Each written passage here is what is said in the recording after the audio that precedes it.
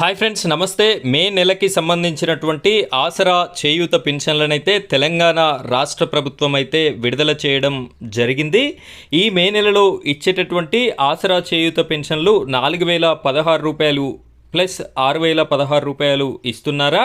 పాత విధానంలోనే 2016 రూపాయలు ప్లస్ 4016 రూపాయలు ఇస్తున్నారా? ఎంత ఇస్తున్నారు?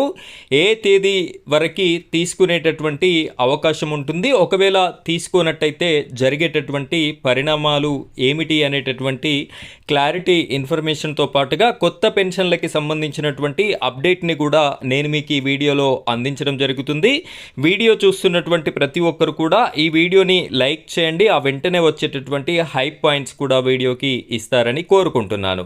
ఇలాంటి లేటెస్ట్ అప్డేట్స్ మీకు నోటిఫికేషన్ రూపంలో రావాలి అనుకుంటే మన ఛానల్ని సబ్స్క్రైబ్ చేసుకోండి. పక్కనే బెల్ ఐకాన్ ఉంటుంది, దాని మీద ట్యాప్ చేసి ఆల్ అని సెలెక్ట్ చేసుకోండి. ఇక మనం వీడియో టాపిక్లోకి వెళ్ళిపోదాం. ఇక్కడ ప్రముఖ పత్రికా ప్రకటన చూసుకున్నట్టయితే ఇందు మూలముగా వివిధ రకముల చేయూత ఆసరా పింఛన్లు అనగా వృద్ధాప్య, వితంతు, వికలాంగుల, చేనేత, కల్లుగీత మరియు ఒంటరి మహిళా పింఛన్లు. మీ అందరికీ తెలుసు, తెలంగాణ రాష్ట్రంలో వృద్ధాప్య పెన్షన్స్ ఇస్తారు, వితంతు పెన్షన్స్ ఇస్తారు, వికలాంగుల పెన్షన్లు ఇస్తారు, చేనేత, కల్లుగీత మరియు ఒంటరి మహిళా పెన్షన్స్ అయితే ఇవ్వడం జరుగుతుంది. వాళ్ళందరికీ కూడా పత్రికా ముఖంగా ఈ సమాచారాన్ని తెలియజేయడం అయితే జరుగుతుంది. 25వ తారీఖు 5వ నెల 2026 నుండి 31వ తారీఖు 5వ నెల 2026 వరకు పెన్షన్లు బట్వాడా చేయబడునని ఇక్కడ పంపిణీ కార్యక్రమం చేస్తున్నాము అని చెప్పేసి పోస్టల్ శాఖ నల్గొండ గారు తెలియజేసినందున ఇట్టి విషయమును పింఛన్దారులు గమనించి పెన్షన్ పొందవలసిందిగా కోరనైనది. ఇక్కడ ఈ యొక్క మే నెలలో పెన్షన్ల పంపిణీ కార్యక్రమం యాక్చువల్లీ ఇది ఏప్రిల్ నెలకి సంబంధించినటువంటి పెన్షన్సే మే నెల చివరి వారంలో రిలీజ్ చేయడం అయితే జరుగుతుంది. ఈ విషయాన్ని వీడియో చూస్తున్నటువంటి ప్రతి ఒక్కరు కూడా గమనించాలి. 25వ తారీఖు రోజున పెన్షన్ పంపిణీ స్టార్ట్ అవుతుంది.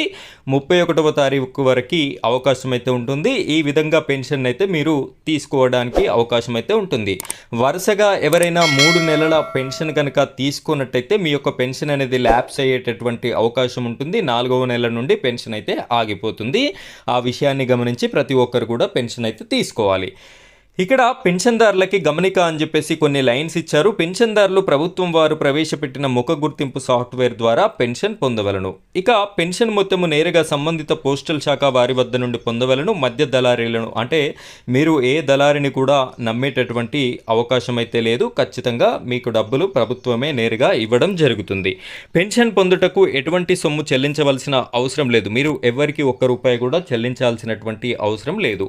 పెన్షన్ మొత్తము సొమ్ము రూపాయలు 16తో సహా అడిగి తీసుకొనవలను. ఇక్కడ మీకు పెన్షన్ 2016 ప్లస్ 4016 రూపాయలు వికలాంగులకి తెలంగాణ రాష్ట్రంలో ఈ నెలకి సంబంధించి కూడా అదే పెన్షన్ని పాత విధానంలో ఇవ్వడం జరుగుతుంది.